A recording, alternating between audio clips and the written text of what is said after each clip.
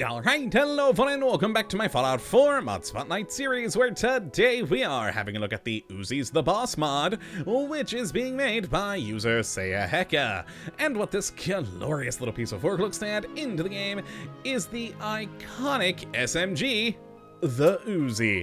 And oh my, I've been having a lot of fun with this gun, and it fits quite nicely into the Commonwealth, as of course we have actually seen this weapon before in the Fallout universe, in Fallout Tactics, and plus, I mean, come on, it was made in the early 50s, which puts it nicely into the early days of the Cold War, and quite comfortably into the Fallout universe timeline. And so I think it fits in quite nicely here. So let's take a look at what we do get. And it is quite a fun gun with a lot of good detailing to it. And stat-wise, you're gonna get a weapon doing 30 damage with a 45 round, with a firing rate of a 159, a range of 119, accuracy of 72, and a weight of a 3.2. And all in all, the design of this weapon is pretty good. It's got loads of details to the modeling and the texturing, and as you can see from the list over here on the side, we've got, oh boy, a lot of modifications we can add to this thing, where you can take it from just this standard Uzi here, all the way to some sort of a medium-range sniper Uzi with explosive ammunition, or, you know, just go full on into very rapid fire with a lot of bullets, and go with something a bit more, well, I guess, close range support? Yeah, that fits. Now, as for how you do get your hands on one of these lovely guns, well, it's pretty simple. You just need to go to any chemistry station in the world where you can build it in the Uzi category. And for just a mere 9 aluminum, 16 gears, 7 plastic, 2 rubber, 15 screws, and 2 springs, along with a gun nut rank 2, you can build this lovely weapon.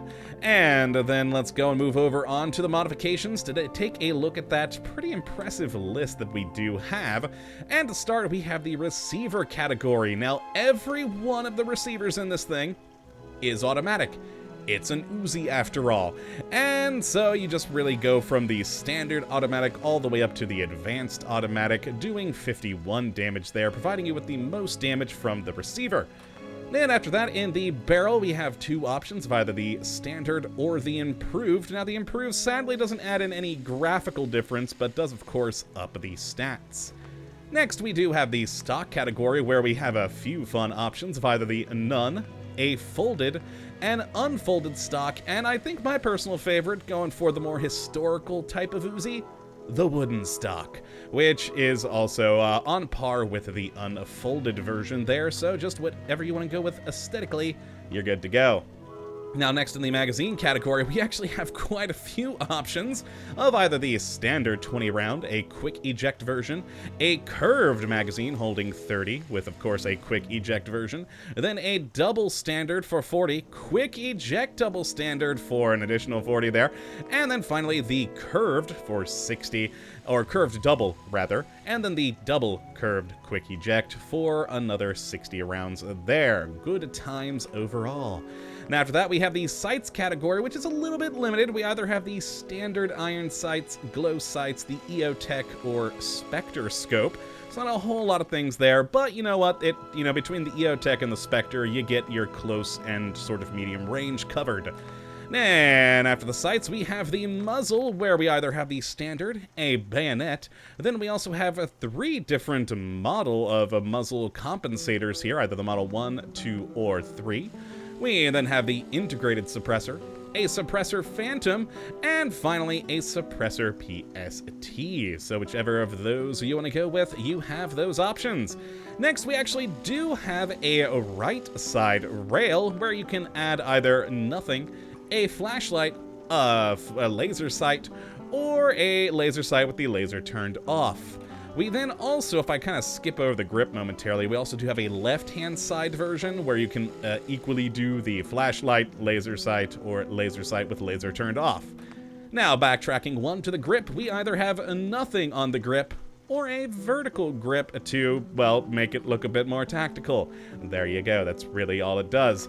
And then we have our materials. Now, this is for the sight category, and you can either have the standard, a black, Seiya, or tan material on your scopes. Now, we can't see it right now because we don't have a scope on here, but yes, this material changes that.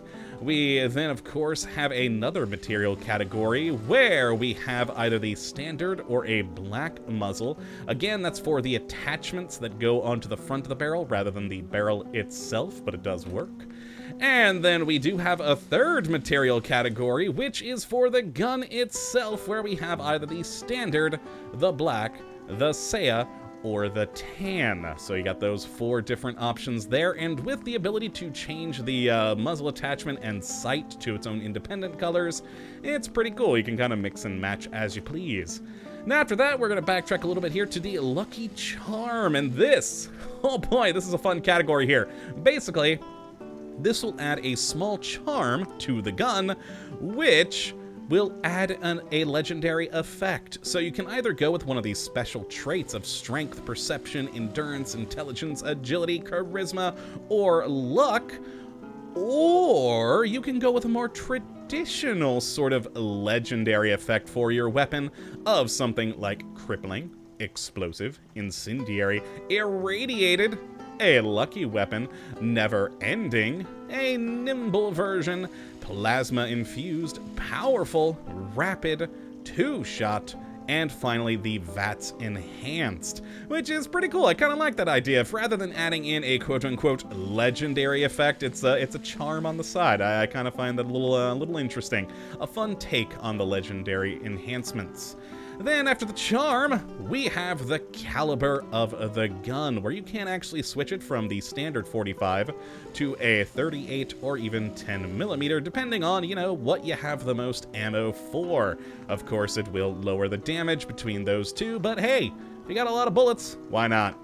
And then finally, we have a damage modifier, where you can either have a 0% damage modification, plus 20, plus 40, plus 80, and up to plus 99. Now, you guys know my opinion on this, as I say it every time I see one of these.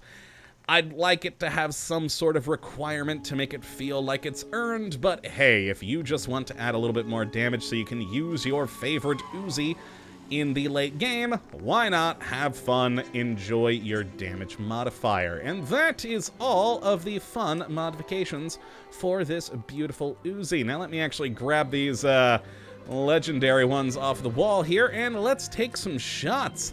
Now, I should point out, as you probably also did notice when we did bring the gun in, that it does have basically a awkward animation, I should say, and that is because I have downloaded the standalone version of this Uzi. There is also a second download if you do have the MP7 mod. This then will actually borrow the animations from that, but I prefer just the standard version because, well, it fits in with the typical version of the game here. Now, I'm actually going to turn myself off of God mode real quick so we can see those animations a bit more often when reloading, and let's take some shots, and this does have its own unique sound.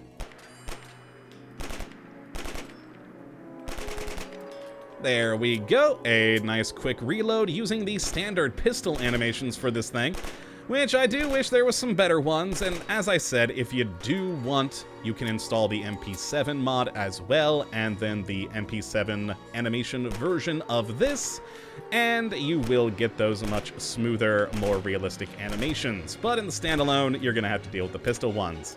Now, let's go over to the explosive suppressed one, so you can hear the suppressed version of that sound.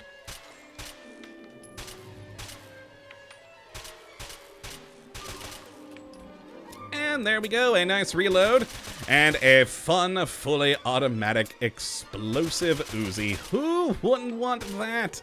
And the EOTech scope is always a nice one to have. It's very good. And finally, of course, I've got a rapid fire one that has the rapid charm for 25% faster firing rate and 15% faster reload. And oh boy, look at it go! Just look at all those bullets coming out of this thing. And thankfully with the 60-round curved double magazine, yeah, we can put plenty of lead down a range in pretty quick succession. So let us go and have a look at this thing in use against Will and Randy. And let's jump over to here first, where hopefully, oh yeah, he is there. Will is in his cage, so let's just get down there with him. Hello, how are you, my friend? And bye-bye.